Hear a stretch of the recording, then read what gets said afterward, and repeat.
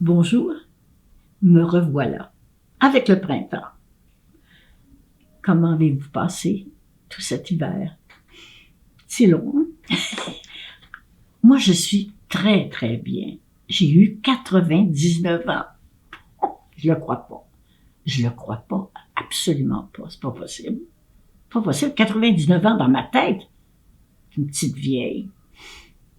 Qui est un peu sourde, un peu aveugle. J'ai remarqué, j'ai tout ça, là.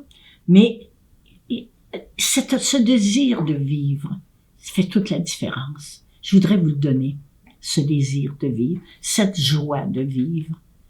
Même quand ça va mal, se dire tous les matins, et que je suis chanceuse, au moins je suis vivante. Oui, j'ai mal partout, oui, j'ai les doigts de croche, oui, j'ai mal dans le dos, oui, bon, la vue baisse, bon, tout ça. Mais je suis vivante. Je suis vivante et c'est ça que je voudrais vous donner. Puis, bon, je voudrais d'abord, avant de commencer, je voudrais vous remercier. Moi, je savais pas quand j'ai lancé cette idée de on a besoin de modèles, je partais du fait que moi, on me dit sur la rue, on me dit quand je vais comme en fin de semaine, j'étais au Salon du Livre de Québec, les gens me disent des choses, on voudrait être comme vous. Tu sais, il y en a d'autres. Vous êtes, vous qui me regardez en ce moment, vous êtes vous aussi une personne vivante qui avait des choses à transmettre. Et c'est ce que vous avez fait. Vous l'avez fait en grand nombre. Et je suis très contente parce que on va apprendre des autres et de sentir qu'on n'est pas tout seul, qu'on n'est pas tout seul à être vieux, qu'on n'est pas tout seul à avoir des bobos, mais qu'on est nombreux et que on s'est adapté à ça. On s'est adapté à la vieillesse parce que si on s'y adapte pas, ben on est mort. Tu sais, c'est ça cette pensée. Cette pensée, c'est que si on vit, on est vieux, c'est parce qu'on est en vie encore, qu'on n'est pas déjà mort. Et on devrait être tellement content de ça. En tout cas, je suis contente tous les matins, je me dis, hey, je suis vivante. Je vais en profiter du mieux que je peux. Des fois, je n'en profite pas. Mais, bon, parce que ça va pas ici et là. Mais, je suis consciente du fait que je suis vieille et en vie et que je profite des beaux moments de la vie. Alors, je voulais vous dire aussi que vous avez tellement compris ce que je voulais demander. Je veux pas demander qu'on fasse des compliments à sa mère ou à son père, mais je voulais aider les autres. Parce que moi, vous m'avez beaucoup aidé. Quand je rencontre des gens qui me racontent leur vie, je prends toujours, je dois piger des affaires. Alors, pourquoi avoir fait les aînés ont besoin de modèles? Parce que c'est vrai. On n'a pas de modèle. Les jeunes, ils ont des joueurs de hockey. C'est leur modèle. Ils ont des modèles. On veut les parents veulent que leur fils soit joueur de hockey ou leur fille maintenant parce qu'il y a des ligues de hockey féminines. Mais il y a personne. On dirait que les vieux, on est tous chacun dans notre petit coin, qu'on n'est pas capable de s'assembler. Avez-vous pensé que si on s'assemblait, qu'on pourrait faire une révolution des vieux? Tu sais, ça courrait pas vite. Mais si en marchant, on peut faire beaucoup de choses. Mais non, on est chacun dans nos petits coins, puis on communique pas. FIGM, la Fondation d'Institut de gériatrie de Montréal, c'est un moyen qu'ils m'ont offert pour qu'on se rassemble, au moins par la parole, qu'on se rassemble et qu'on se reconnaisse et qu'on participe ensemble à un grand mouvement. On a besoin de modèles, on va vous en envoyer. Merci d'avoir compris ça. Merci de me l'envoyer. Merci. Je lis toutes vos lettres. Je lis tout, je réponds pas parce que je passerai ma vie à répondre, puis j'ai d'autres choses à faire.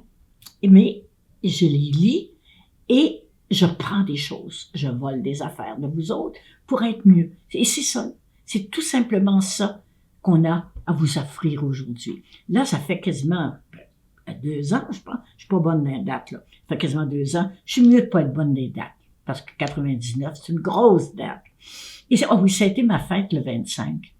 Et savez-vous ce que j'ai fait? J'ai envoyé un courriel à toute ma progéniture, on est quelque chose comme 30, et puis je leur ai dit 99, ça a l'air vraiment d'une vente, ça a l'air d'un rabais. Alors on va attendre le gros chiffre pour fêter. Et ça m'a fait du bien parce que 99, il me semble que c'est pas cool. Hein? Mais chanceuse d'avoir 99 et de pas le sentir trop. Pas le sentir trop. Alors, donc, cette première capsule, c'est juste pour vous remercier et pour vous demander de continuer. Et parlez à vos amis qui sont vieux, dites-leur, as-tu écrit pour... tu sais, on ne demande pas des héroïnes puis des héros. On demande tout simplement, vous avez découvert une façon d'être plus heureuse. Vous vivez seul, vous vivez à la campagne, vous vivez en ville, vous êtes partie d'une grosse famille, vous êtes tout seul au monde.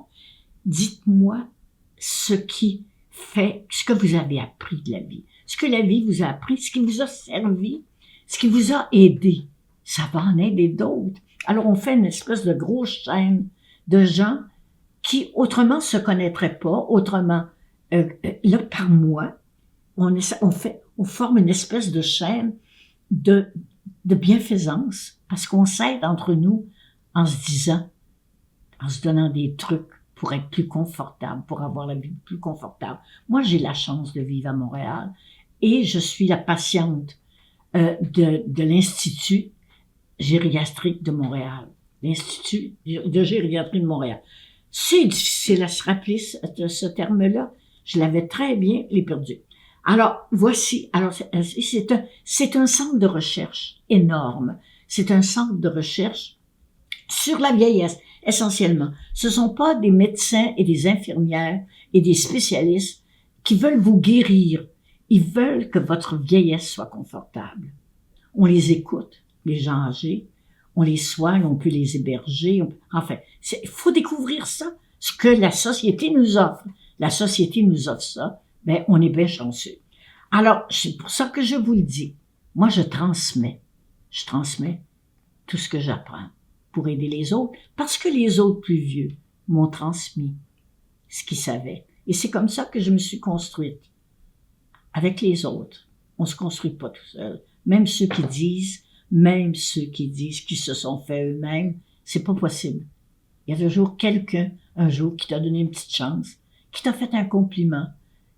Le compliment dont tu avais besoin pour conclure. Moi, je croyais que j'étais pas intelligente. J'étais sûre de ça. Parce que j'étais pas bonne en classe. Parce que je suis dyslexique. Et j'étais pas bonne en classe. J'ai toujours été en bas de la moyenne. Pas en dessous de la moyenne, en bas de la moyenne. Alors, je pensais que j'étais pas bonne. On me le disait que il n'y a pas de mémoire, pas de ci, pas de ça. Je suis pas de surdouée, là. Mais un jour, Janine Suto, alors que je sortais avec mon ex, Janine Suto m'a dit, avec son accent français, « Mais elle est très intelligente, ta blonde. » Et cette petite phrase-là m'a donné ce qu'il fallait pour que je parte et que j'aille écrire un livre de poésie. Alors, donc, c'est une petite remarque qui nous donne exactement ce dont on avait besoin pour s'épanouir comme fleur. Alors, continuez d'écrire et moi, je vous reviens.